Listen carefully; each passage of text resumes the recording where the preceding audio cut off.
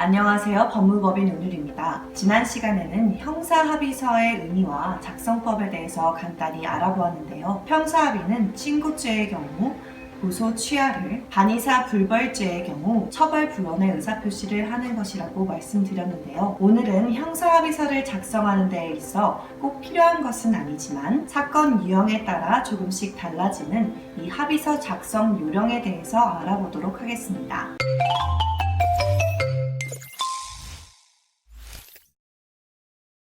먼저 민형사상 책임에 관련된 합의서 작성인데요. 지난 시간에 형사합의서를 작성할 때는 이 민형사상의 책임을 묻지 않겠다고 기재하는 것이 일반적이라고 말씀드렸었는데요. 그러나 이 민사상 책임이 너무나 크거나 민사상 책임이 어느 정도 되는지 가늠이 힘들 때는 형사상 책임에 관하여만 합의서를 작성하기도 합니다. 그러니까 꼭 이 민형사상 책임에 대하여 모두 합의서를 작성할 필요는 없다는 것을 알고 계셔야 하는데요. 가해자 입장에서도 이 민형사상에 대한 모든 책임에 대하여 합의를 하게 되면 합의금이 부담돼서 형사적 책임을 면하고자 형사에 관하여만 합의하는 경우가 종종 있습니다. 따라서 사건 내용과 손해의 책임 정도 등 다양한 정황을 고려하여 합의를 진행하는 것이 중요하겠습니다. 두 번째는 피해자에 대한 사죄입니다. 형사합의서를 작성하다 보면 생각보다 피해자에 대한 사죄가 중요할 때가 있는데요. 피해자가 합의를 하는 이유를 생각해보면 이해가 쉬울 것 같습니다. 피해자분들께서는 항상 이 형사 합의금 때문에만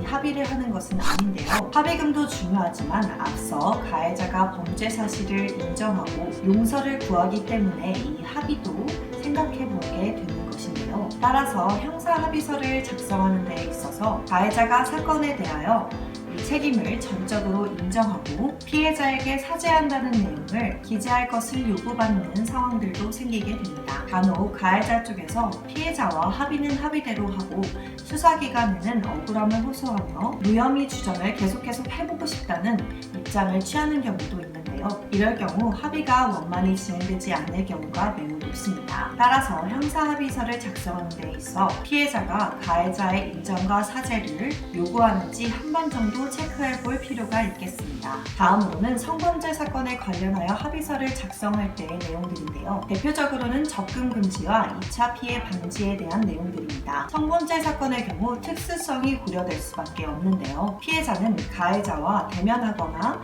이 접근에 대해서 큰 공포심을 느낄 수밖에 없습니다. 따라서 성범죄 사건에 합의를 할 때도 이 사항을 고려하게 되는데요. 일반적으로 합의서를 작성한 시점 이후부터 가해자는 피해자의 거주지나 직장에 접근하지 않는다는 내용을 기재하게 되고 이메일이나 전화, 문자, 인터넷 메신저를 통하여 연락을 하지 않겠다는 내용도 기재하게 됩니다. 이렇게 접근 금지 내용이 들어가게 되면 피해자의 입장에서는 최소한의 안전을 확보할 수 있고 가해자의 입장에서는 피해자에게 더 이상 추가적인 피해를 가하지 않겠다는 의지를 보여줌으로써 이 선처를 받을 수 있는 가능성을 보여주고 있는데요. 비슷한 맥락으로 2차 피해 방지에 관련한 내용들도 이 합의서에 들어가게 됩니다. 이 사건과 관련된 내용을 제3자에게 유포하거나 합의서를 제공하는 방법 등으로 피해자가 이 성범죄에 연루되었다는 사실을 알리지 않겠다는 내용인데요. 이렇게 접근 금지나 2차 피해 방지에 대한 내용이 들어갔음에도 불구하고 이를 가해자가 어길 경우 금전적으로 배상하겠다는 취지도 함께 들어가야 합니다. 위반 시 금전적 배상에 대한 내용이 기재되지 않게 되면 금지 조항이 유명무실해지기 때문에 꼭 기재해야 되는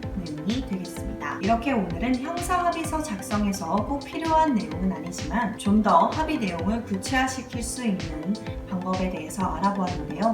오늘 영상도 유익하셨다면 좋아요와 구독 부탁드리며 다음 이 시간에 더 좋은 내용으로 돌아오겠습니다.